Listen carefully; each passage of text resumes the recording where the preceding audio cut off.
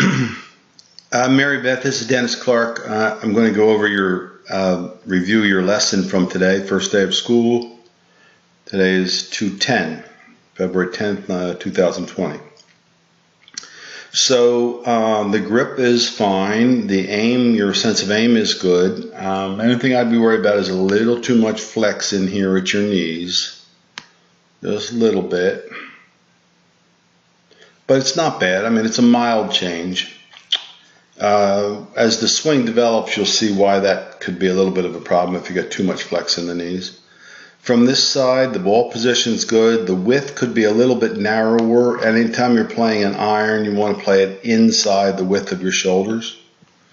Driver would get to your shoulders, and actually nothing would ever get outside of your shoulders. So the narrower stance is going to help you stay a little more stable over the golf ball in your backswing, because one of the issues that we want to bring up dynamically would be the shift to the right. Okay, so we have to learn to turn without moving the center of the body too far off the ball. And here you can see where the red line of your skirt gets outside that stance. So we referred to this today too.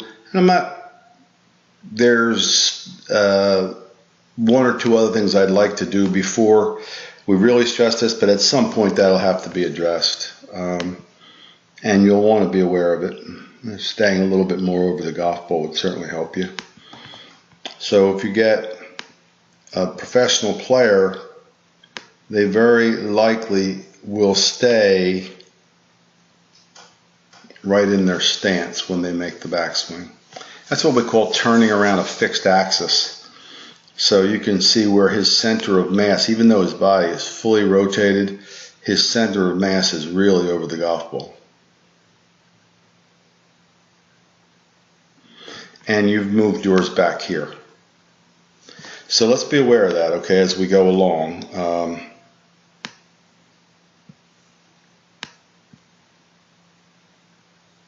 Because then you have to run ahead to get back to it. And the next thing we want to do is we want to get this arm, this left arm, nice and extended as much as we possibly can. We don't ever want it to contract or shorten. The nickname for that is a chicken wing, where the left arm looks bent like this. We really want to get it nice and long coming down into the ball. I'll show you an example of one of those. And this really helps with more consistent contact as you come down.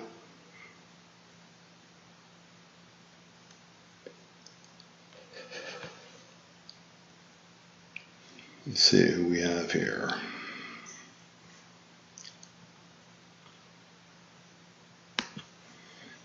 This is a gal named Anna Norquist.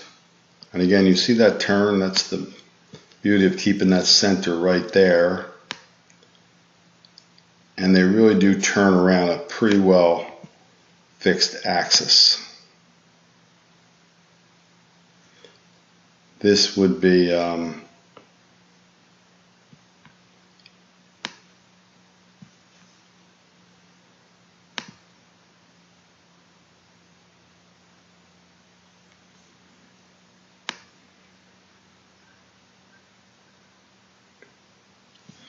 at the top.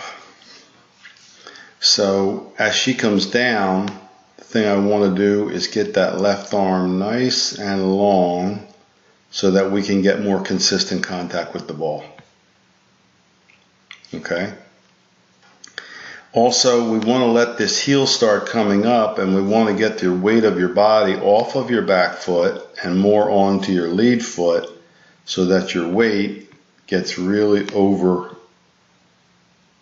the left leg and gets off of this back leg. That will eventually help you to hit down on the golf ball. So you can see there's still a lot of this. This is why I want to get that knee flex out of there in the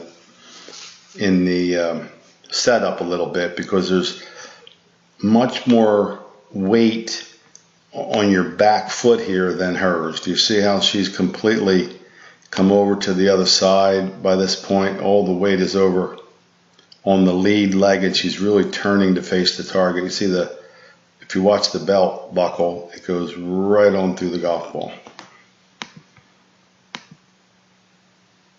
That's another thing we want to help you with. The more you learn to get off that back foot, the easier it's going to be to get that left arm long. Those two are going to go together, so we're going to be doing some of that tomorrow. We didn't work really a lot through it, but I do want to show you the main thing that I'd like to see is to get you in a little better position at the top of your swing so that we could make this swing down and those changes of turning through the ball and lengthening the arm and all the good stuff that we're trying to do there. But the main thing that I would really like to get for you would be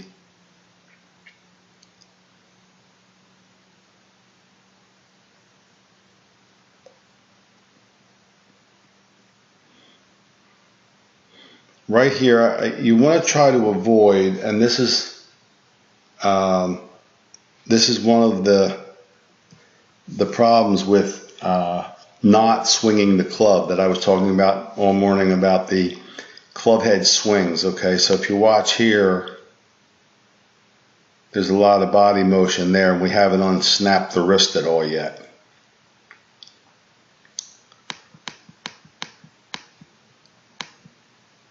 Okay, so there's one of the things you'll get is a lot more distance when the hands learn to roll over into the golf ball. But if the body pulls it down first, if we go this turn, turn, turn, turn, pull, instead of swinging downward and uncocking the wrist and rolling them, that's when we're really going to get a lot more hit out of the golf ball.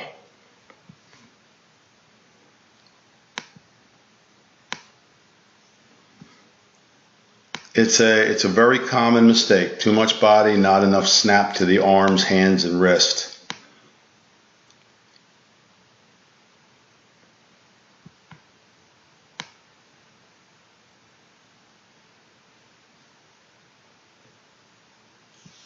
It's a pretty good backswing position. It really isn't, you're really not that far off with it. At times this elbow will get a little loose and happy, but it wants to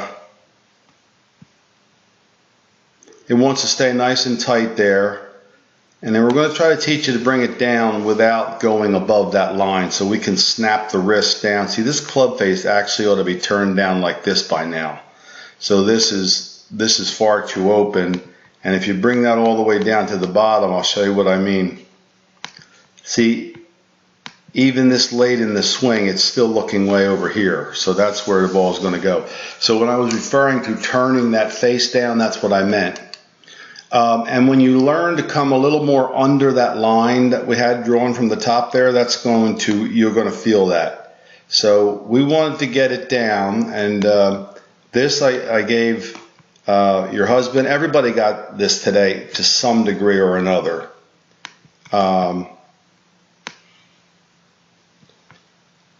That we have to learn to bring that club down under that line. You can see where it's getting outside the line. All right, I'm going to show you a different one now.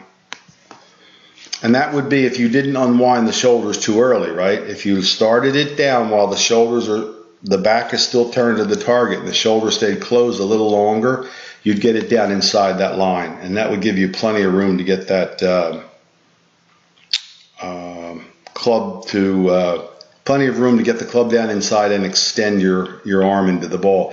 If you spin your shoulders out like this early and go out with the club like you're going, you're always going to have to contract or shorten or chicken wing, the name for it, whatever you do with that left arm. And that's never going to get you as consistent as you would kind of like to be, So if you see here, now let me show you a better example, I guess.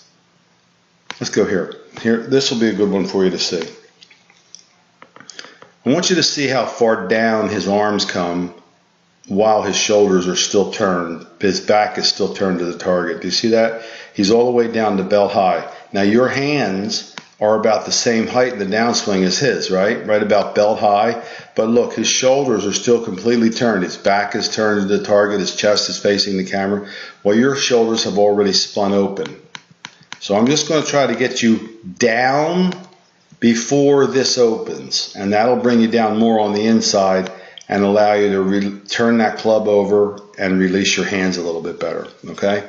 So not to be too confusing about it, but it's a sequencing thing. We have to get you to feel that the club, and you snap the club down and swing the club head before the shoulders spin out and go out. If you notice what he's doing from the top here, he just comes straight down, snap. Straight down, snap. And that's because it's a downward motion. If you watch where his shoulders go, they're right back under his arms. There's no out to that whatsoever. And he's coming very much from the inside of that line.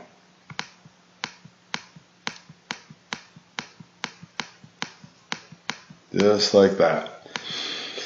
You want to try to avoid those hands getting too far out from the body. You see his left arm, it's really nice and vertical right under his shoulders. We don't want to get this out too soon. Okay? And that's basically our work. From there, we'll get the left arm extended. We'll get you off that back foot. And I expect that by Wednesday we can put all this together. But let's get the top down part right. And then I think we're on our way. Okay, I hope you enjoyed the day. I did.